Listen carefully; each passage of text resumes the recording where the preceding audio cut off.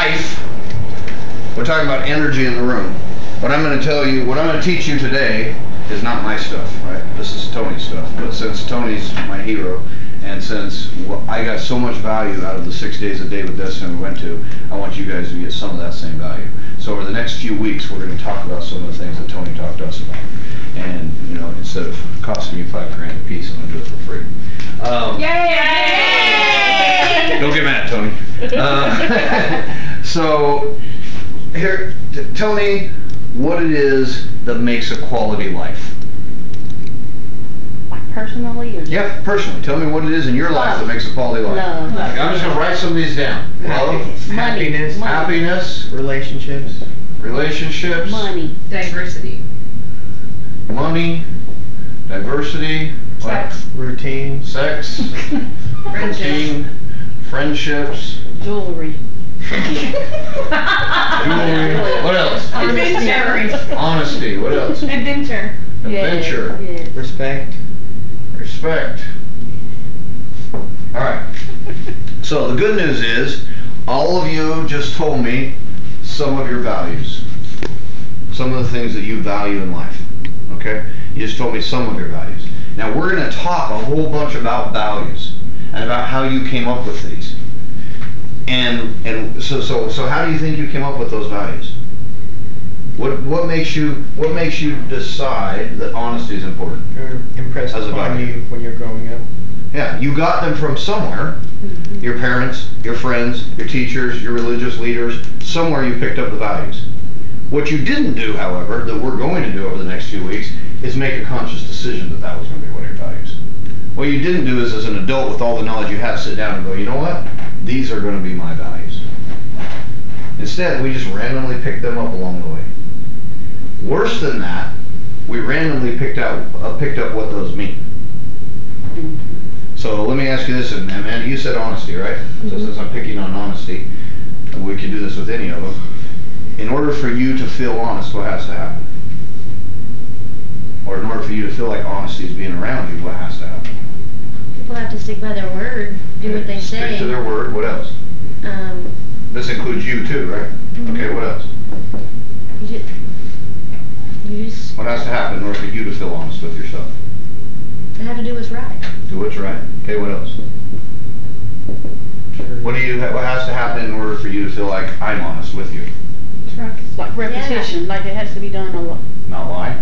Yeah, not lie. I mean, you Okay. have to build the trust Okay. there. Yeah. So, build trust. Okay, so what you just told me are your rules for that value. There may be somebody else who has the same value but has a different set of rules. That's true. So not only we pick up our values as we go along, we also pick up rules about those values. The interesting thing is, did we do that consciously or did we do it subconsciously?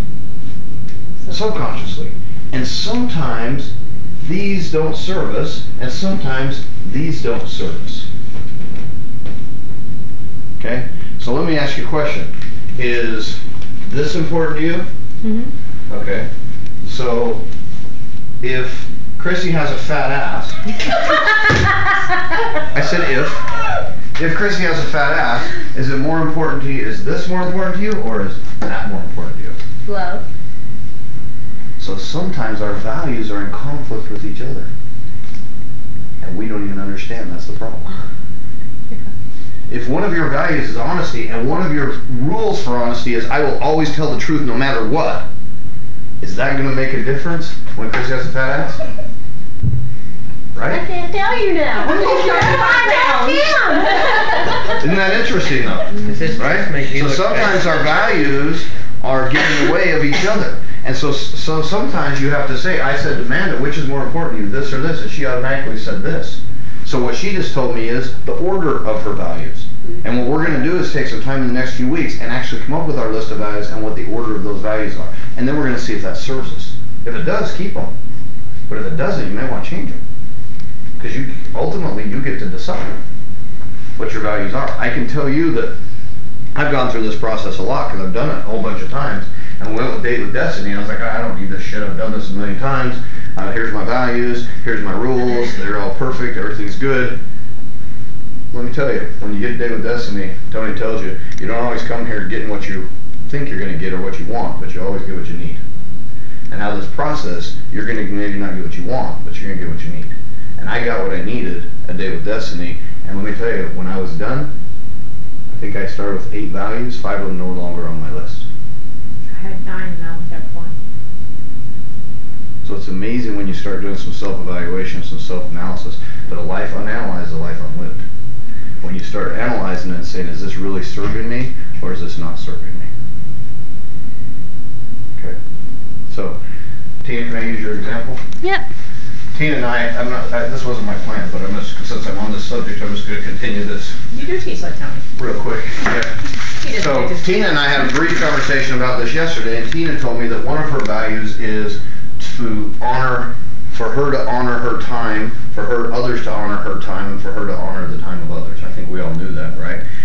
But that's not really, Tony would call that a means value, and the means value means it gets you to what is the emotion that you want? What is the emotion that we decided? Ambition, or achievement. Right, achievement. So her real value is achievement. And when she's honorable of other people's time, and people honor her time, it makes her feel like she's achieving. So her value is achievement. And you can always ask your value, you can always get to the value by saying, what emotion does that make me feel? So if I say to you, what's one of your values, and you say your family, your family is not really a value. It's a means value. But why is family important to you? Because it makes you what? Happy. Okay. And what about it makes you happy? The time together. Okay. It makes you feel Love. so love is the value. Mm-hmm. See, that's how you can find out what the value really is. What is the value? Well, the value is love. So we talked about achievement yesterday. That's just a simple example. But what you told me yesterday, your rules for achievement are, what has to happen in order for you to feel achievement? Meet all the goals on my list. Meet your goals. Yeah, cross off everything on my to-do list. Everything on the to-do list. Spend time with Meg and spend time with Brandon. And spend time with Meg and Brandon, right? Yeah. Brandon. Okay. So what we tend to do, there's no right or wrong here. It's just analysis. What we tend to do, so what these are, what Tina just told me, is the rules that she has for herself in order to feel like she's achieved.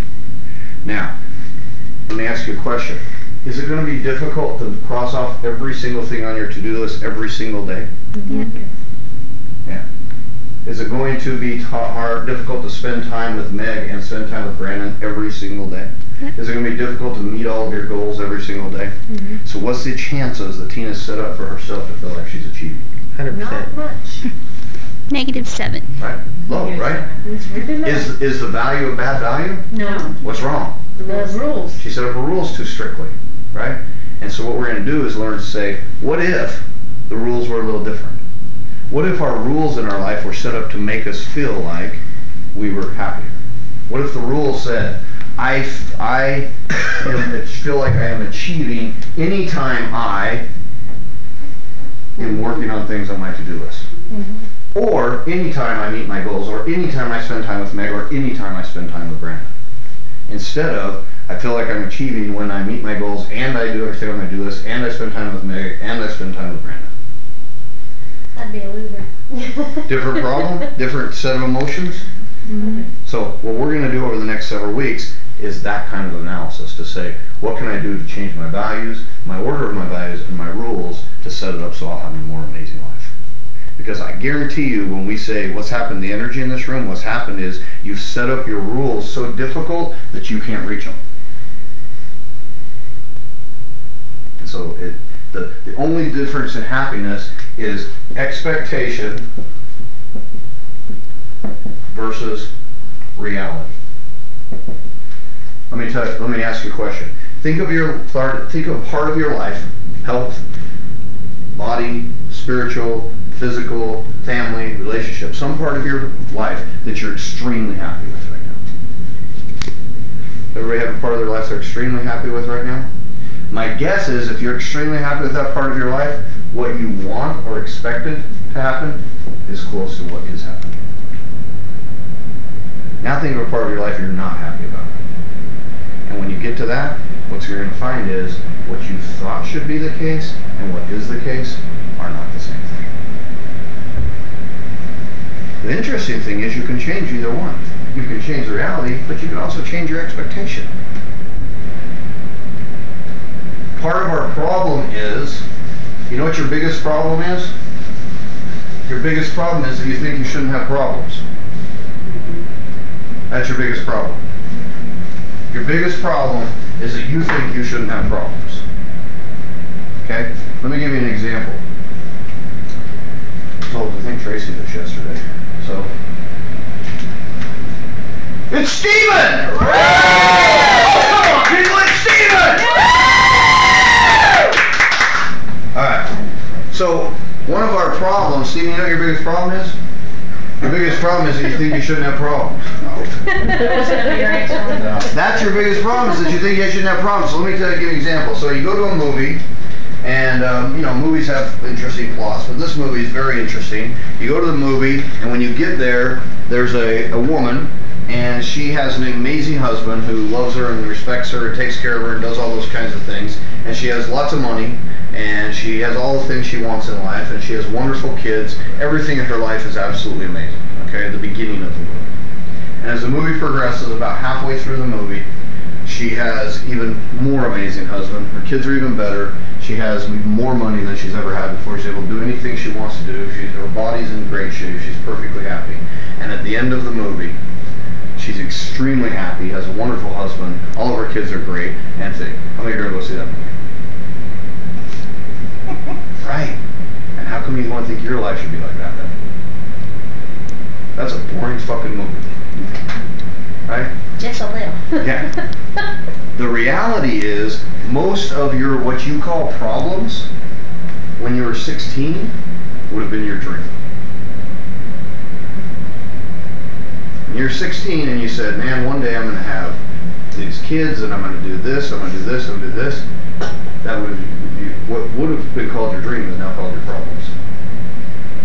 So the cycle of problems are, we have a problem, and then we say, we got to fix this problem, right? So we come up with some ideas, and we implement a solution, and the solution gets going, and that creates what? A new problem, right? It's a new problem. A better quality problem. Hopefully, a better quality problem, but not always. Sometimes the solution creates a worse problem. Depends on your solution. If it's choosing not to use birth control again, creates a worse fucking problem. Right? Kevin? Ooh, you set yourself up. Can you edit that video?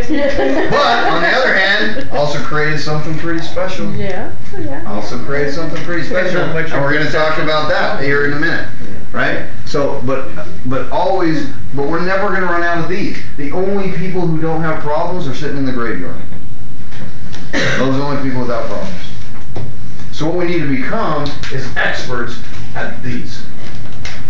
And to be able to look at them in the right way and understand what they really are, and that is they are the juice of life. That's what the juice of life is. Our goal is to trade our problems for better problems. Not to get rid of our problems, because that's never going to happen. Just keep upgrading our problems. I would love to have the problem of being in the highest tax bracket. That's a good problem to have. Because being in a lower tax bracket means I don't make as much money. And yet people in the highest tax bracket complain about they are in the highest tax bracket. Right? And when they were 16, that was their dream. And now they're in the highest tax bracket. I hope I have to pay fucking $10 million a year in taxes.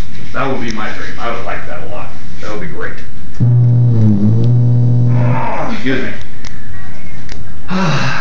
Feels better now. I have no idea. Alright, so does that make sense? So your biggest problem is thinking you don't have any problems. And dwelling on the fact that you have problems and considering that a bad thing is what makes you feel like you feel when you feel like shit. If you want to be happy, concentrate on being happy. So this is your state. Okay? This is what you're feeling right now. Life equals emotions. That's it, nothing more. That's it, nothing more. Your life is, your quality of your life is equal to the quality of emotions you feel on a minute-to-minute, day-by-day, hour-by-hour basis. That's it.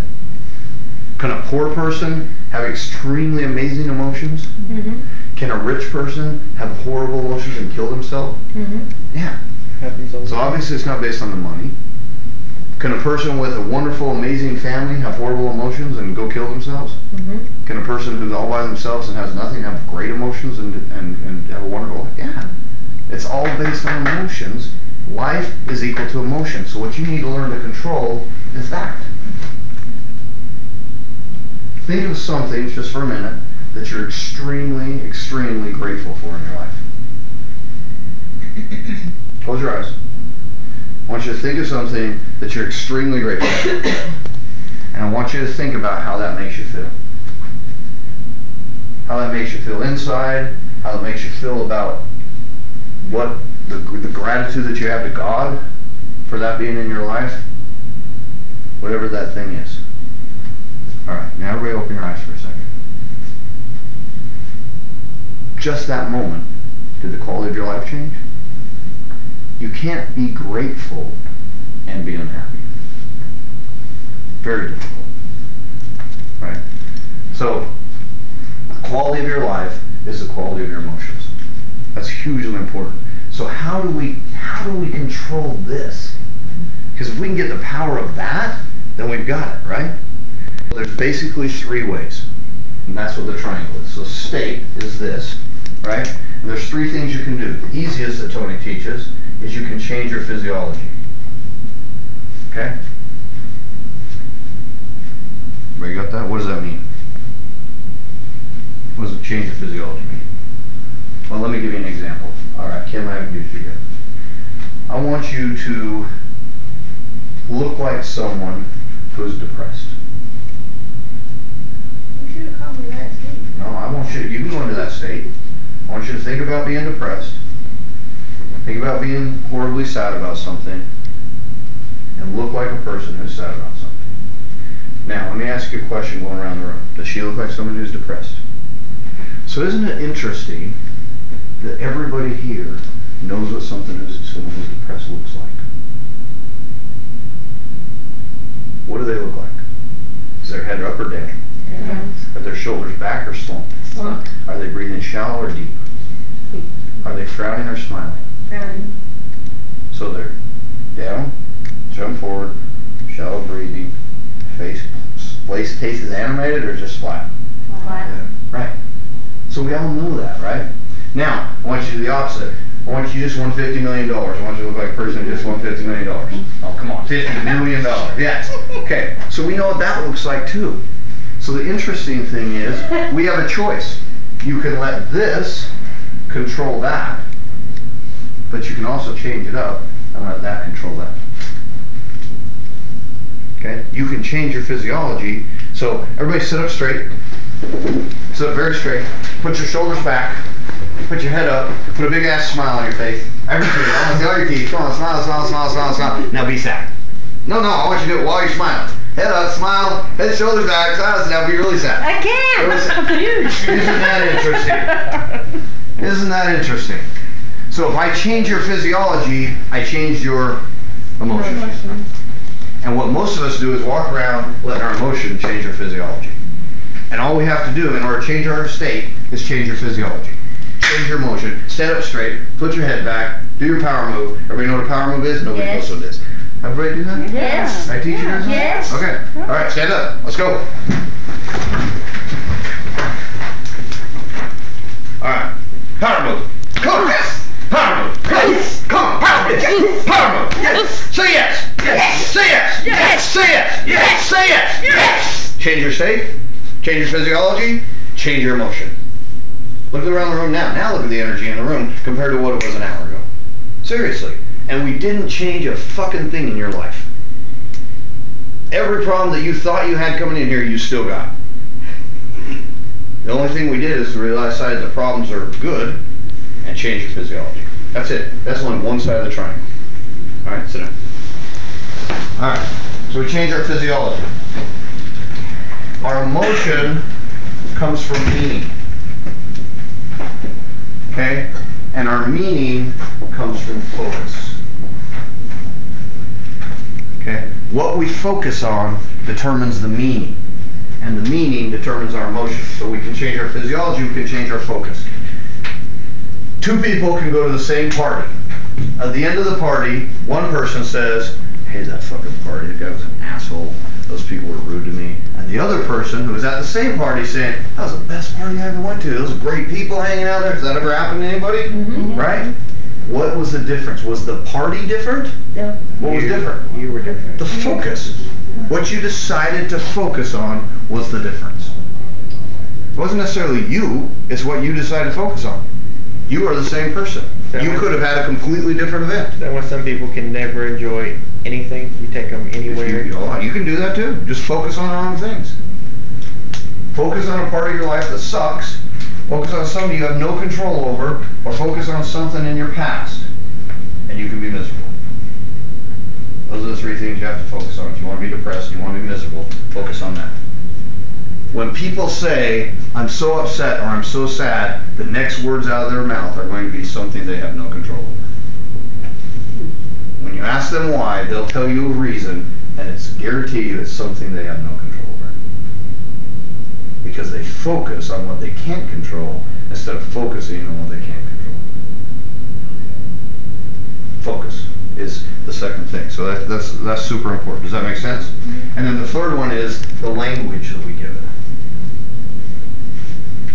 Okay?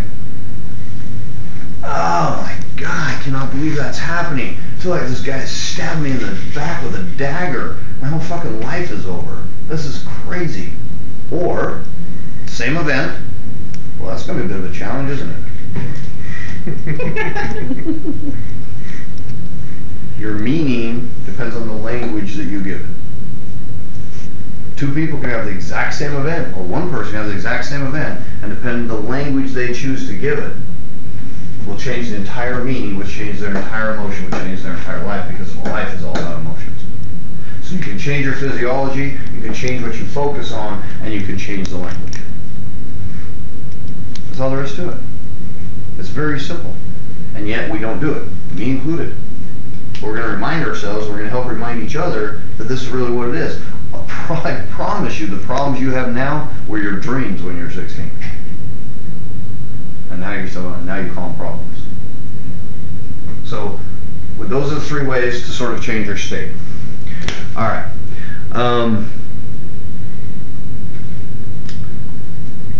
Here's another way to think about this. So, I'm going to do one more thing and then we'll be done. Oh, we got a little minute. So, we got a little minute. We got about a minute. How long has it been going on? About a minute? Oh, really? About 60 seconds you had that back pain? All right. How long you had back pain? About a minute? Really? How did you check in? Level of patient. So you actually didn't have that when you checked in. You got it since you've been sitting in the room. Interesting. Well, how long's a minute? Oh, well, been a good minute. A good minute. Oh, okay. All right. That makes sense now. I completely understand. Yeah. In my back hurt, it'd be a bad minute, but I get you. Yeah, and then they call me and say, he didn't do anything for me. He didn't do anything. It's been a good minute. Yeah. All right. So here's what I want you to think about. Think about a problem that you're currently dealing with somewhere in your life. Tough one. Think about a tough problem. Something you're really having to struggle with. Something you're having to deal with. And we'll see if we can help this a little bit. What I want you to think about is, what was the cause of that problem? What caused that problem? Alright, who wants to share? Remember, if you decide to tell me, I can help you. And you can be an example for the rest of the group. And you might solve global warming. and hunger in Africa. If you don't share. If you don't share, the last person who didn't share ended up in a homeless shelter. But that's okay. Somebody got something they want to help with? I'll share. Kevin? My problem is getting my credit score back to where it was. Okay.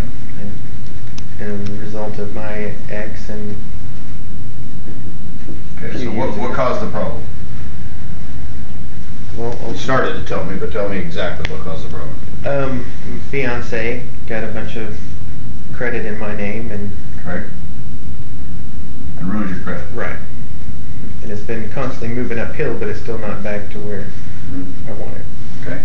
And so how does that make you feel about her? I've gotten over any ill feelings towards her, but Does everybody get that? Everybody get the? Did everybody sense that he's gotten over that? Oh no, I don't. Nobody in here is buying that. Well, Because when he said that, did everybody go, "Oh, he's obviously gotten over that." everybody got that. So no, we don't believe that he got over that yet. So so how does it really make you feel? Pisses you off a little bit. a little bit. Yeah. All right. That's good. That pissed me off. It pissed me off. I was pissed off for years. I'm over it. So you're better. Yeah. You're better. Okay. All right. So this is an interesting problem. So if that's the case, so that's a problem that you're dealing with. So what meaning have you given that problem? What meaning? Yeah. I mean, whose fault is it? Ultimately, I guess it's mine. Okay. Why is it your fault? Because I chose to put faith in an individual and give her the power to do that. Okay. So because he knew where I was going with this, he said, well, ultimately it's my fault, because if he hadn't, everybody knows I would have eventually made it his fault, so he just decided to do that right off the bat for me, even though I don't get the sense that's how he really feels, that it's his fault. He really feels that it's still her fucking fault. She's the bitch who wrote his credit score, but because Dr. Reynolds is asking him, he's going to say, that's my fault, right? He's been to you. Everybody got that sense here? That initially, I was mad at her, and then it turns into irritation at yourself for letting that happen. So you realize it. Yeah. So let's change this just a little bit. So what if things in life happened exactly as they were supposed to? He says they're not. What if, right? What if life didn't happen to you? What if life happened for you? Mm-hmm. What if everything that's happened in your life happened exactly as it was supposed to happen? So that you could become exactly who you're supposed to be. What if that were the case?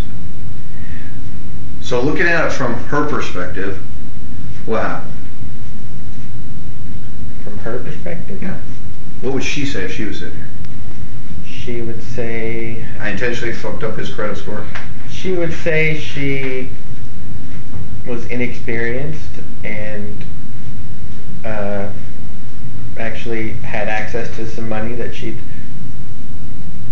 didn't have previously and decided to abuse it.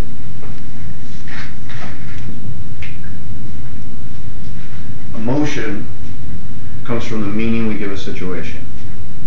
The meaning to the situation comes from the story that we've created around it. And we all have a story. There's the flat tire that you got on the way to work, and then there's the story about the flat tire that you had on the way to work, right? Which are two completely different things. There's the reality, and then there's the story. Okay? It doesn't mean the story's not true. It just means the story can be told from a whole bunch of different viewpoints. The story can be told from a whole bunch of different viewpoints in your own mind. Woman gets raped. The story can be, because of that I can never trust a man again, and all men are abusive. Or the story can be, I'm going to do everything I can to make sure that never happens to another woman. That can be empowering. Same event. Two very different stories, which lead to two very different meanings, which lead to a different emotion for your life. Okay? So, the story that Kevin's telling is that he had an ex who got his credit, who screwed up his credit, and he therefore is at fault because he put faith in her to do that. Okay? So, her story is, according to Kevin, that she didn't understand what was going on. What really is her story? She didn't care what was going on. Okay? She may not have cared. She may fucking not care, right? Well, I mean, I'm sure, she probably didn't set out to ruin his credit score, but I bet she's not, I bet her story is not, I was inexperienced and didn't know what I was doing. Right. Took advantage of an opportunity. Right. So, and we don't know what her story is, but the point I'm trying to make is I'm sure she has one. Right? And it's not exactly the same, even though the event is exactly the same. So, if things were to happen exactly as they're supposed to, what is God's version of this story? Step back for a second, pretend you're God, and tell me what God says. Why did he make this happen? In order for you to grow as a person? You or me? Learn something? You or me? Me? Okay, so why did he make this happen? What did you learn? Not to put faith in someone so easily, or trust issue, you know. To maybe be a little more careful next time? Mm-hmm. So that's actually made you a better person because of that. What does it tell you about your credit score? It can be fixed. Okay, so are you a little more careful with your credit? Yes. Okay, so actually, the reality, so what's the true story? So the true story is you become a better person because of that.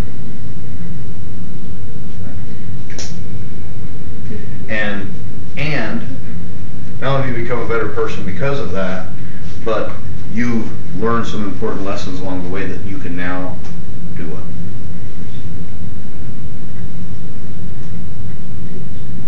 Yeah, help somebody else who has the same problem.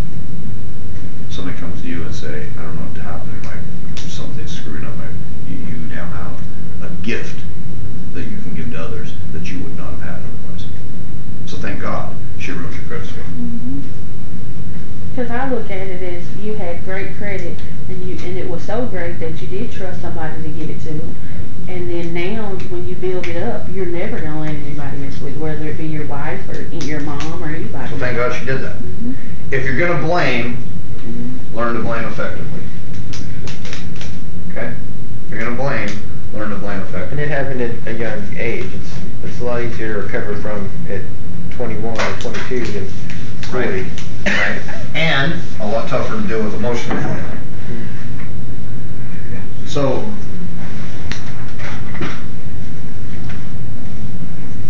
all it is the meaning you give the story.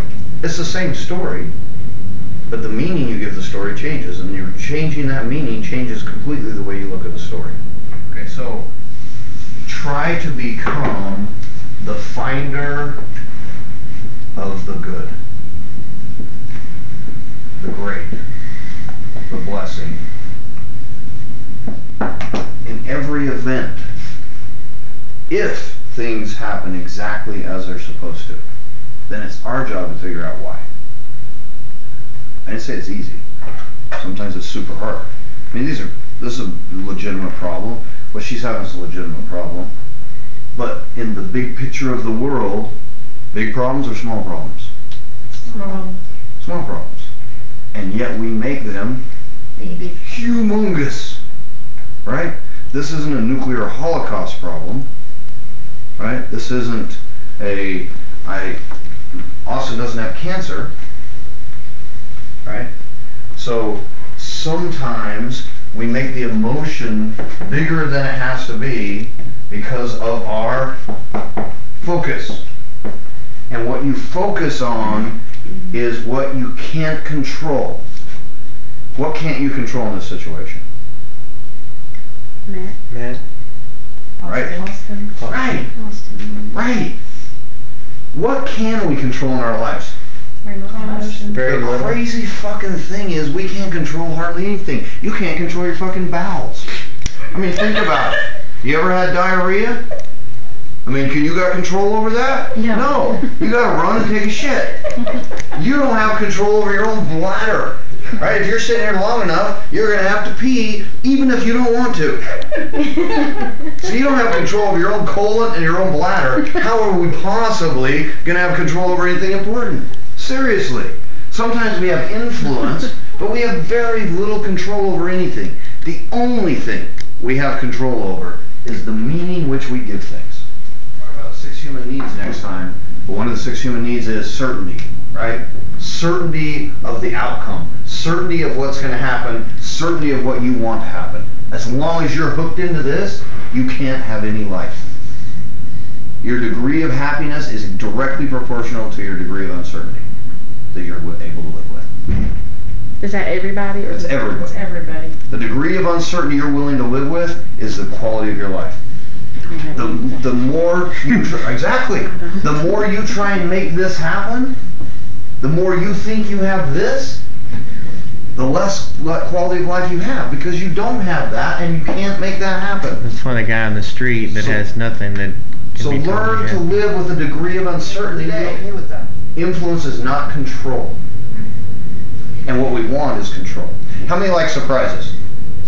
You're all fucking liars. No, you know what? You like surprises you know are going to be good surprises. That's true. You don't like surprises. You like surprises you get to have control over. Okay, point taken. Okay. I know I don't. Right? Everybody wants a surprise as long as they know it's going to be a good surprise. Yeah. Right? Nobody wants a bad surprise. So the degree of happiness in your life is the amount of uncertainty. Remember, guys, there's 3 ways to change your state. You can change your physiology. Did you notice when she changed her physiology, our whole state changed? She was letting her emotion dictate her physiology. As soon as we switched that and your physiology dictated your emotion, you not only got into a better state, but you're able to think more clearly and able to do the things you need to do. Alright, I'm going to tell you one funny story. You can change your focus, what you focus on. You can choose to focus on all the bad things that are happening because of that event.